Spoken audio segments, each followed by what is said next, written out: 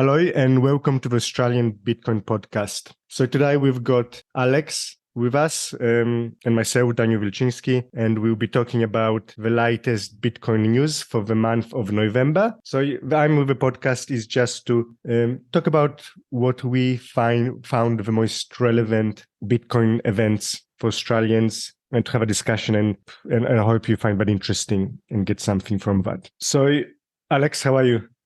Yeah, good. It's been a good month. Lots of news. A really big news month. Yeah, keen to talk to it. Yeah, I know. Yeah, there was a lot of things happening. I was thinking like, oh, maybe we should do this every 2 weeks.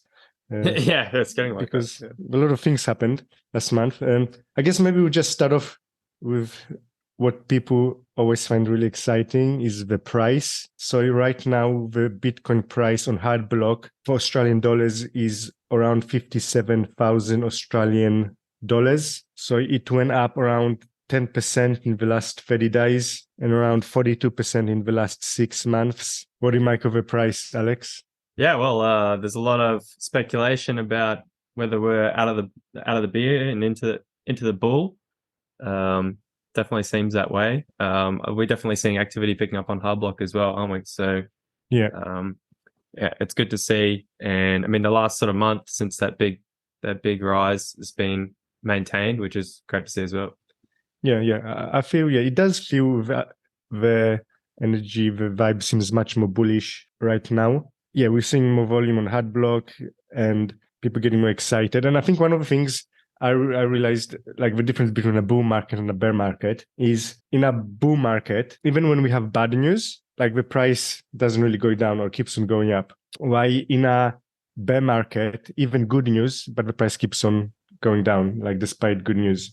And like as an example of that, like you might have heard that CZ, the CEO of Binance, had to step down and got a massive fine, and that could be interpreted as negative news. In a bear market, would probably be interpreted as negative news. But for us, that happened, and the price didn't really get affected negatively. So I think that's kind of one of the things I notice about a bear market and a bull market. Another reason for the bullish sentiment is first, people are anticipating the halving, which is going to be in a few months, and everybody's expecting that the Bitcoin price will go up after the halving. And there's also the anticipation of the ETF. So those things also kind of leading to that kind of bullish sentiment. Do you agree with that, Alex? Yeah, absolutely. Yeah. And one other little fact I keep hearing over and over at the moment that people are very excited about is that the amount of Bitcoin on exchanges is at all-time lows, which is very impressive. Okay, yeah. Okay. Yeah. So that means if there's like a big rise in demand, suddenly the price could go up very sharply because there's not that much Bitcoin for sale on exchanges. But anyway, okay, so we can move on from the news. Move on from the price and get on to the news. And something for Australians relevant for us was the Bitcoin Bush Bash in New South Wales last weekend. I wasn't there. I've been there previously to two of the Bush Bashes, but maybe Alex, you were there, so maybe you can explain a bit what the Bush Bash is and like what did you get out of the Bush Bash in Marmandai?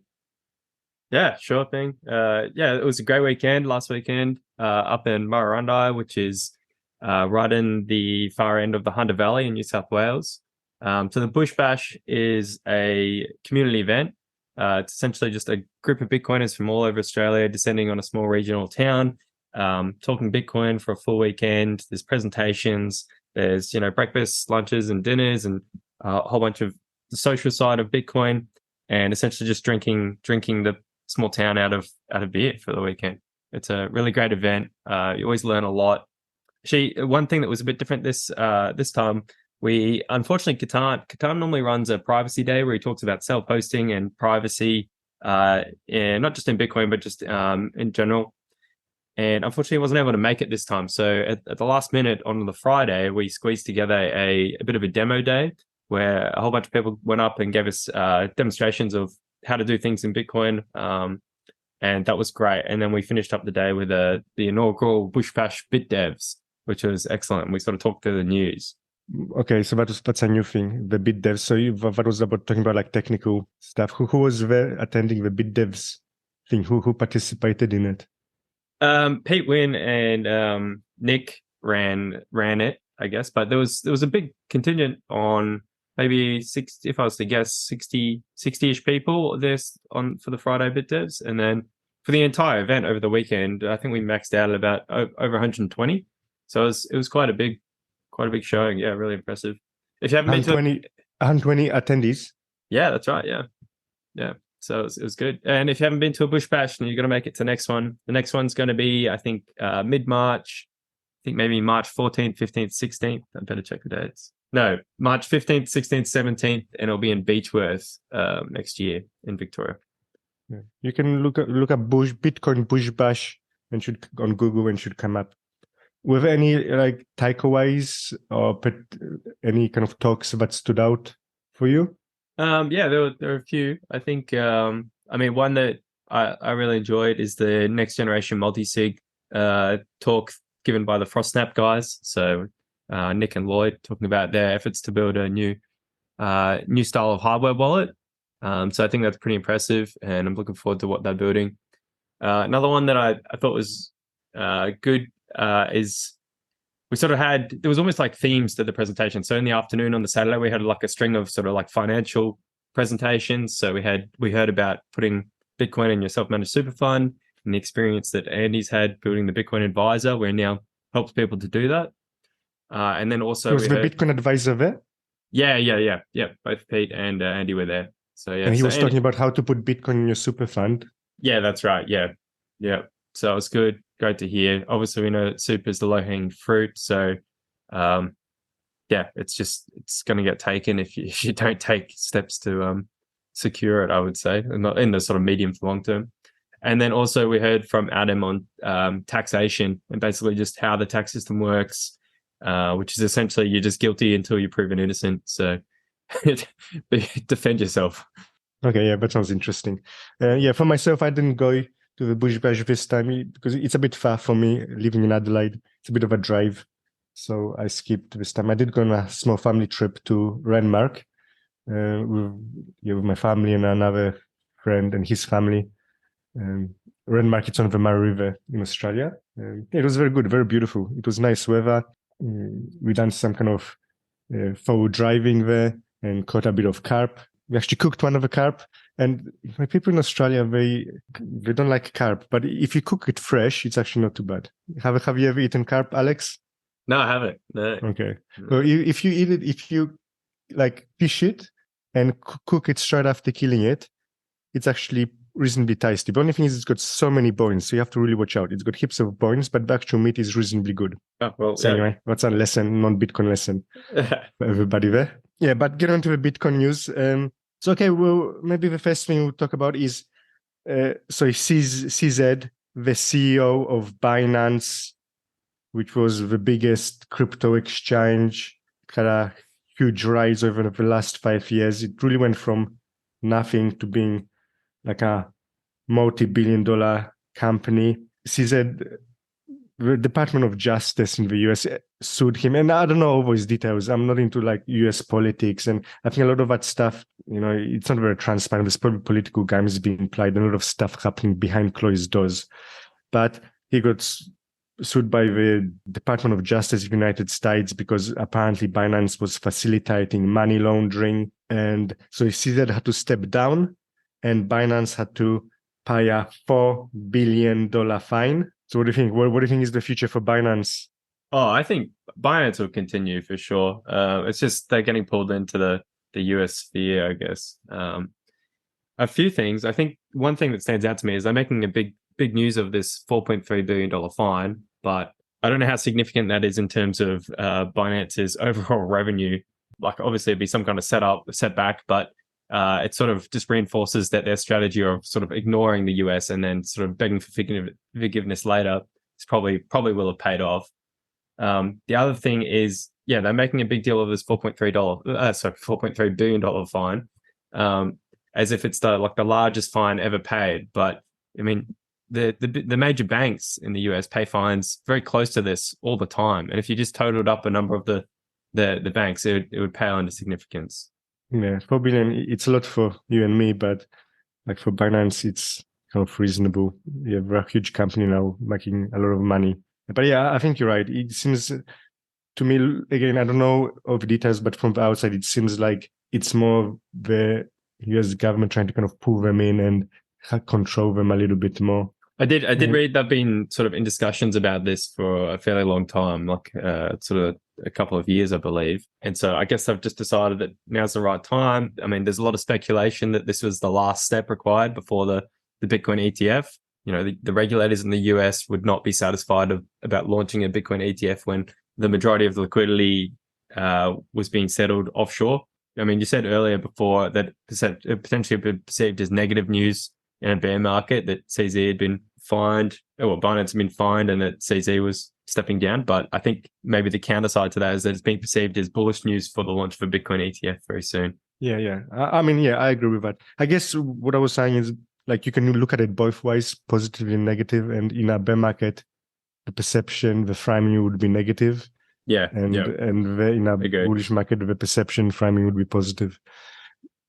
Yeah. Okay. Well, yeah, I heard the same things, but it's but BS government was trying to kind of control Binance a bit more, bring it under its more control a bit more, and then allow the ETFs.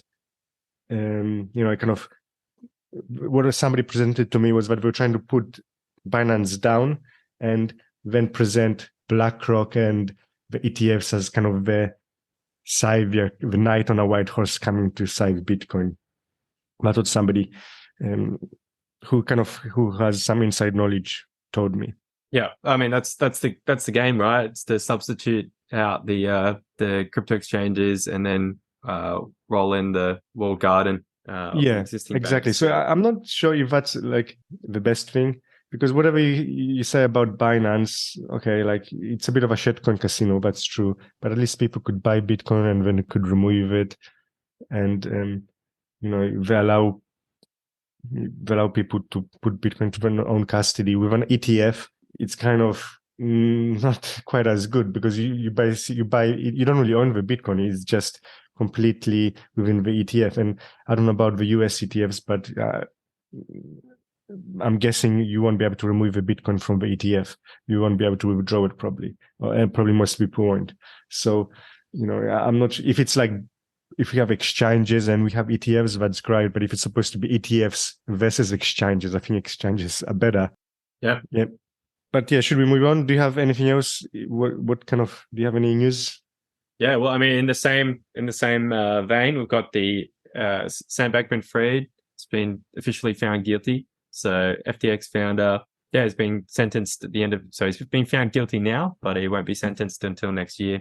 So he's guilty of stealing customer funds. As we all know, FTX at this point, we all know that FTX had around 80,000 Bitcoin that they'd sold to customers, and then they only had one. So, basically rehypothecating customer funds. It's good to see. It's almost like the end of another chapter as well. Yeah. And obviously he was also donating a lot to the politicians. I'm guessing probably the plan, if they didn't go down, if FTX didn't go down, probably the plan would be to get rid of Binance and promote FTX, which was had deeper connections to the United States. Well, I don't think no one's getting any of that political donation money back. You can guarantee that, right? So another thing that happened, so Javier Milei won in Argentina, and I just interviewed somebody about that from Argentina, so you can listen to that. So we don't need to spend that much, but basically, we don't need to spend that much time talking about that. But you can listen to the podcast to get more in depth. But he's kind of a very libertarian, anarcho-capitalist politician whose kind of philosophy matches the philosophy of Bitcoin. Do you have anything to say about that, Alex?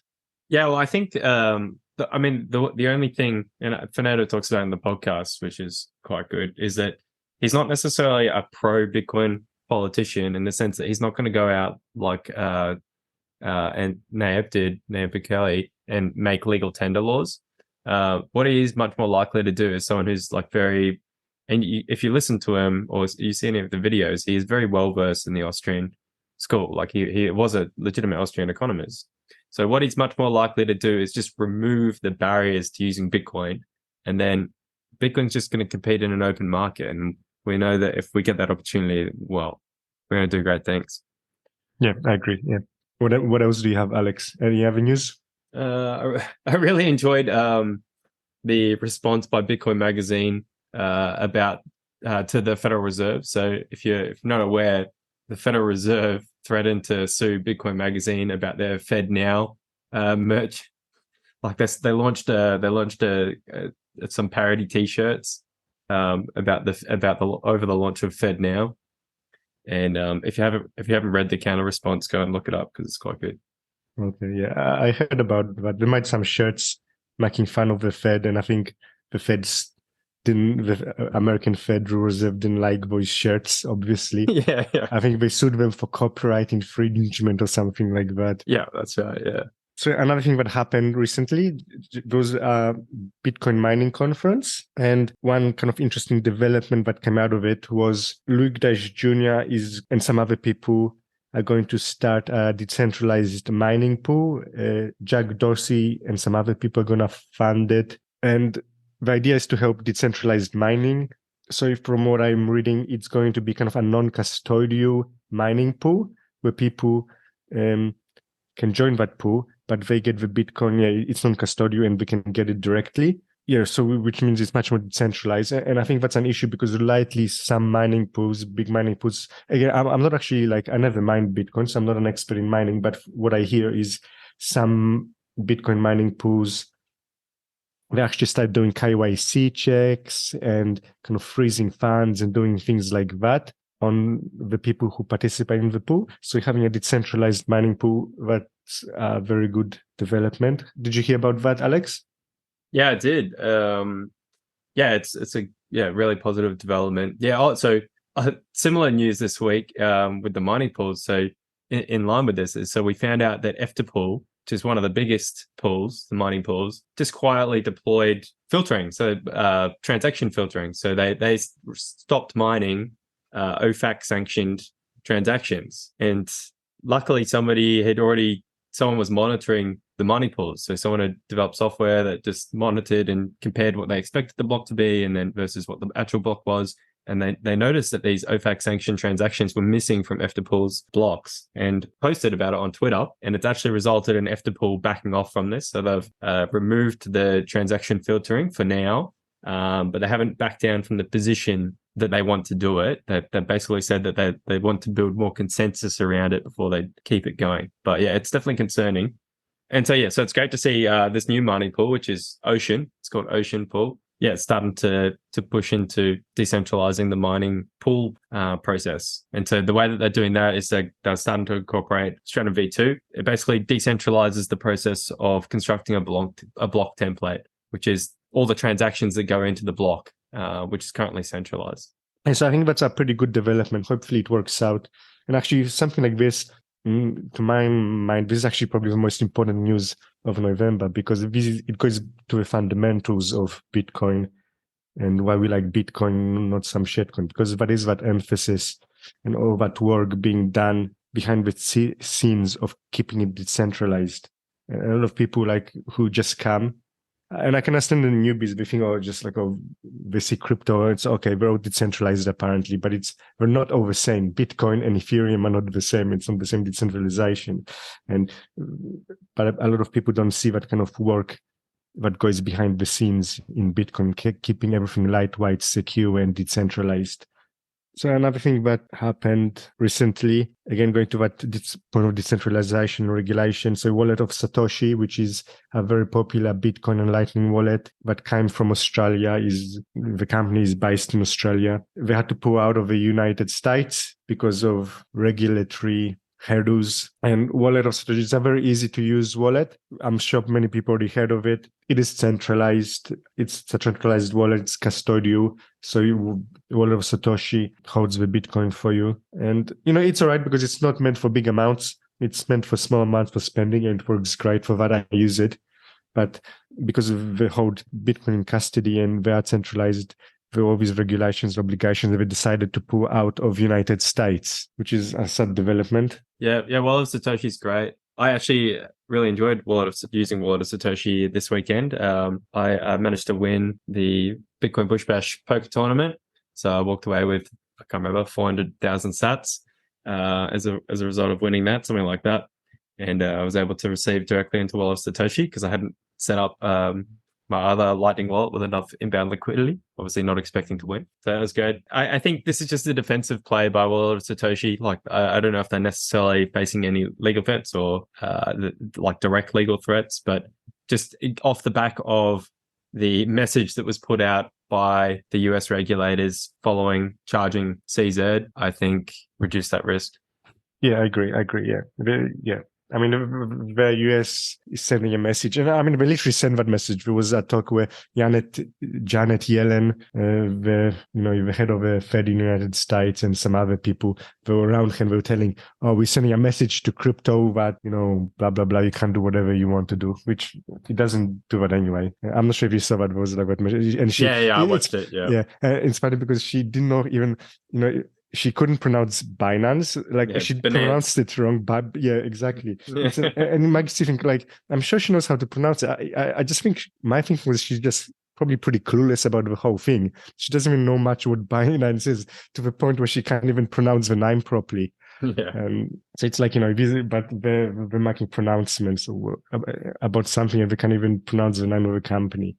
It's like, okay, well, thank you for regulating us, and you don't even have any clue. But if we want to keep the regulation talk going, there's a couple more that happened this month. So Gemini, which is based in the UK, or Gemini UK anyway, so they've been forced to start complying with the FATF travel rule in the UK. So that means that they basically have to identify the name and country of the originating party when they receive Bitcoin, the wallet type, whether it's a custodial or non-custodial wallet, and then also the name of a business if there's any business associated with that. So it's basically just the rollout of trying to basically transaction monitoring within the UK, and then I believe the EU's adopting it as well, or has adopted it. So Gemini is using a system called, they call it Trust. So it's a Travel Rule Universal Solution Technology. And so basically, if you're a trust entity, then you become part of this network. And so they're restricting deposits for Gemini UK they're only allowed to come from other entities in this trust network.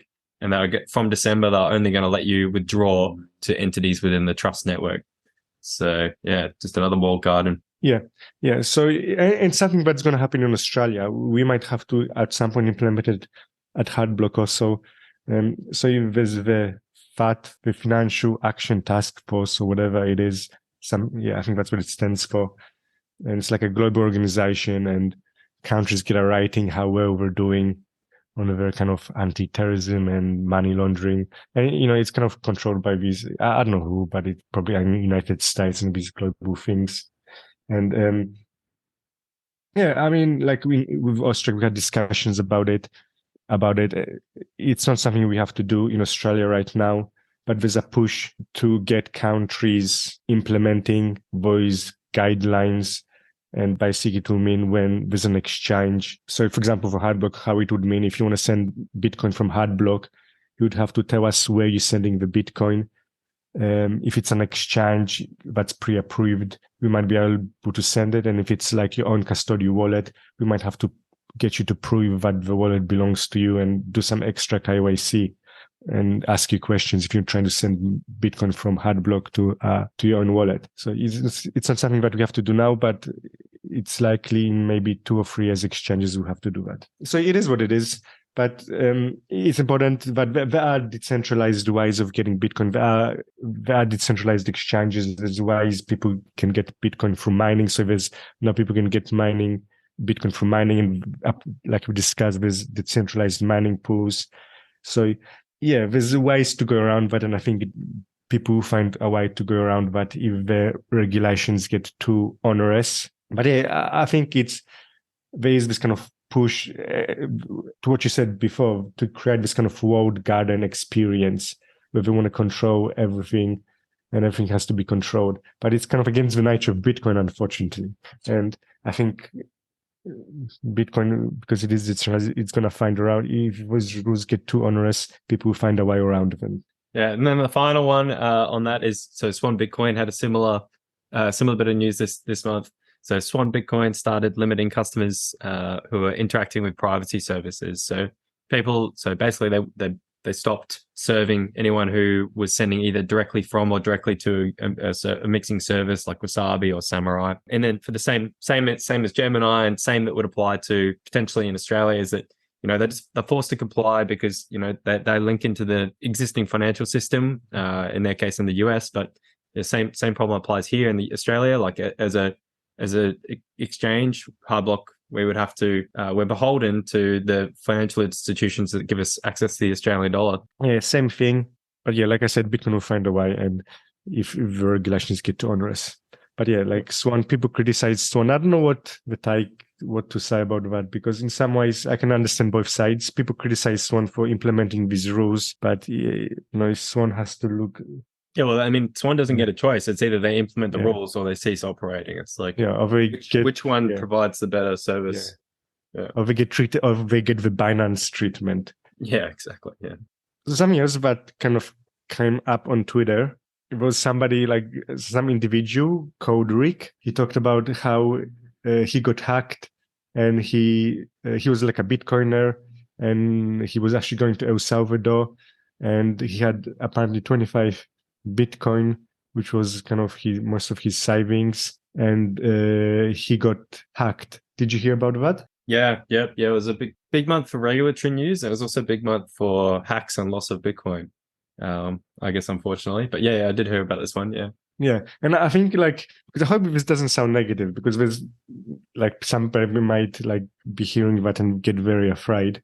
Yeah, well, it's okay because we're in the bull market now, so the framing is all positive. So this is just a learning experience. Yeah. Well, I mean, it is kind of like important to learn. Like that's why I bring it up, because it's like when somebody gets hacked, I find it interesting for myself. It's like, okay, I always find out, how did they get hacked? What did they do wrong? Like what was happening? Like what can be the takeaway from that? And, because I mean, there's a lot of people who owed a lot of money in Bitcoin, much more than you and me, millions of dollars worth of Bitcoin ever were known, and they've been holding it securely for many years. And that's the experience for many people. So it can be done securely. And people who aren't even very technical have held it, elderly people.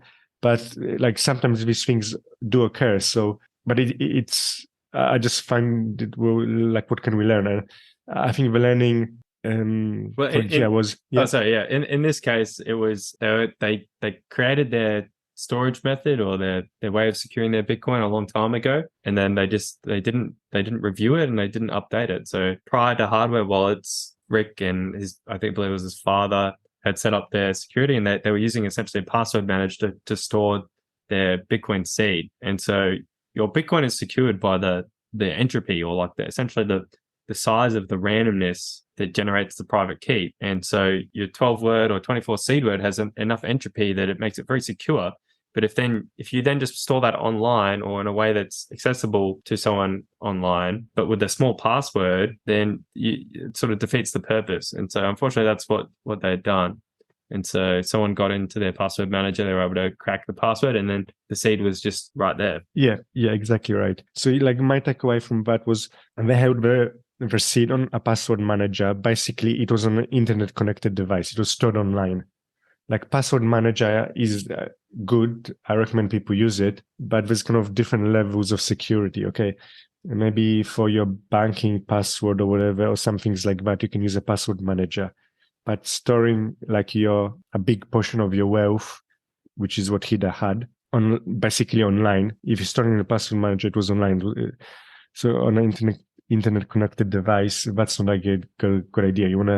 I think the takeaway for me is you want to hold your seed in cold storage, air-gapped, which we kind of knew already. And use a hardware wallet, right? And Rick even said this, like he was aware of the security best practice, and he was evangelizing hardware wallets to everyone he knew, but it was really just a failure to review and update your security as time goes on. Like whatever your setup is now, 2 years from now, 1 year from now, 4 years from now, just take the time to review it and just think about what is best practice now, and then what the best practice might be in the future.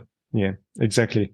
And I think it was another Bitcoiner. What was his name? Trice Mayer, and he was prominent, especially a few years ago. I'm not sure what happened to him now. He doesn't seem as prominent now. But he said you should give the security of your Bitcoin as much thought as if it was worth 10 times more than what it is now, because it's probably going to go up soon, you know? So it's like if he had like 25 Bitcoin, so how much was that? That's like $1 million worth of Bitcoin. I don't know. I haven't done the maths. I'm not good at maths, but something like that. How much is 25? Probably more. Yeah, it's 1.5 million. Yeah.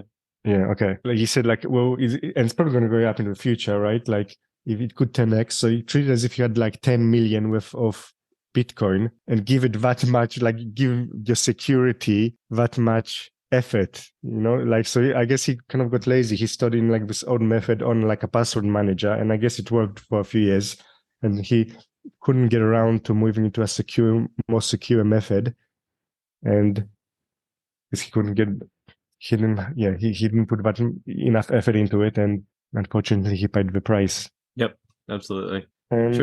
Should we cover off? There were some other fun Bitcoin losses. Well, yeah, not fun, but interesting Bitcoin losses. So there was a guy who lost 0.4 Bitcoin.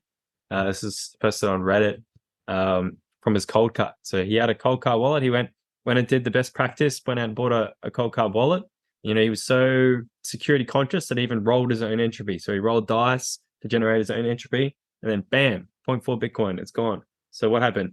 Well, unfortunately, he didn't actually understand what was involved in the process of rolling dice for entropy. He rolled a single dice. So he rolled a single dice, got a number 5, and he used the number 5 as his seed. And then obviously it's a very simple, predictable seed to have. And it was essentially just swept by someone else who's monitoring the blockchain immediately.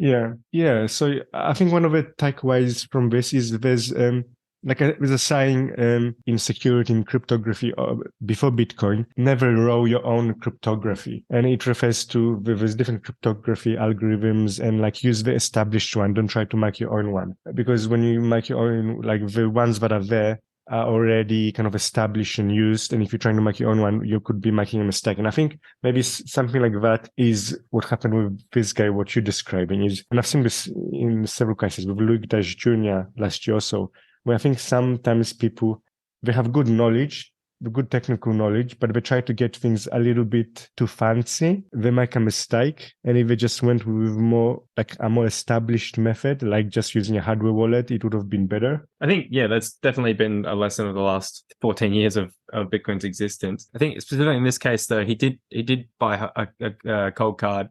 He misunderstood the process of rolling dice, and so he rolled a single dice instead of the however many dice rolls was required. Right. So unfortunate, but yeah, it definitely highlights the role. You need to practice, and you need to know what you're doing. Yeah, you can't outsource that responsibility, unfortunately. Yeah. Well, I mean, because does cold card require you to roll dice? You can either just tell cold card to generate a seed for you, or you can apply user generated entropy by either rolling dice or flipping coins or whatever. So it's kind of an interesting trade-off, because like in theory, what he done would be more secure, because I'm guessing cold card, most hardware wallets and most people, they use the hardware wallet generated seed phrase. And in theory, what he done is more secure because he didn't rely on cold card. But in practice, he made a mistake and it was actually less secure. If you used the actual wallet generated seed phrase, he would have been better off. Yeah, that's right. Okay. Well, is there anything positive? Because we just had, is there anything positive? Yeah. I mean, we covered the major positive news, which is, in my opinion, Javier Milei's election and then an Ocean Pool. The two big positive ones. And then depending on your framing, CZ as well, with the likelihood that that's going to bring the Bitcoin ETF closer as well. Okay, I've got something. Yeah. So I came upon this. I haven't verified this, but I'll share my screen with you. But I saw this Twitter. Somebody posted this, like the audience can see it, but it's basically like a taibu. Can you see it, Alex? Yeah, seen. Yeah. So it's a taibu and compares the money supply, the M1 money supply, which is kind of like the base money of different countries. And obviously the money supply of United States is at the top. with, I think, I don't know what is 18 trillion. I know it's like 18 with a lot of zeros. And then it's 11 with a lot of zeros for European Union, then 9. Yeah, true. And yeah. Yeah. And basically, so Australia is so it kind of ranks the countries with basically what the money supply is, the value of the money supply. And so Bitcoin is at number 14 on that list. Australia is at number 11. So Bitcoin is at number 14. So basically the value of Bitcoin is more than the M1 money supply, the base money of many countries. So Bitcoin is just above India, it's above Russia, it's above Saudi Arabia. So, I mean, it just shows you like Bitcoin, we're winning. Yeah, it's a major world currency. Yeah. Yeah, it is a major world currency. And I think some government, in many ways, it's too big to stop now. And even if governments do try to overregulate it, it would just shift around those regulations. People would start using decentralized methods. And another example of that, which I like to cite, is China banned Bitcoin, but even now, about something like 20% of Bitcoin mining is still happening in China. So if this authoritarian government in China banned it, but it's still a huge billions of dollars of Bitcoin is still being mined in China, and the governments can't really control it. So it shows that Bitcoin can find route around these regulations. I think that's kind of like a positive note for us to end. Okay, I got another one, positive one for you. Okay, so Tether, so they just had their most recent sort of like quarterly statement and attestation. So they are, as we know, basically the world central bank at this point for outside of the US and the Western world. They're earning around, I don't know if it's over, but around $1 billion every quarter just from the interest they have on US treasuries and cash equivalent investments. $1 billion per quarter. And they keep acquiring Bitcoin as well. So they're up to around 61,000 Bitcoin, up from around 55,000 from the previous quarter. So they're working hard to build up their Bitcoin reserves. It's still a small fraction. It's only like around 1 to 2% of their overall holdings is in Bitcoin, but they're building it up quickly. It's definitely be interesting to see if they sort of come under more pressure from the US if they start to migrate a larger percentage of their holdings into Bitcoin, sort of try and back Tether a little bit more with Bitcoin. Yeah, and if you want some more positive news, there was something I came upon, which is Boya Interactive, which is a Hong Kong-based gaming company, revealed plans to spend $100 million investing in digital assets, including Bitcoin. So there's more companies. So there's like a big Hong Kong-based company. And it's actually interesting because it's Hong Kong, so it's actually under the jurisdiction of China, right? But it's planning to hold some of its assets in Bitcoin. And I think that's enough good news. Should we finish up, Alex? Yeah. Okay. Okay. So thank you for listening, everyone, and tell us how if you enjoyed that. And see you next month where we will do the review of the news for December. Catch you later.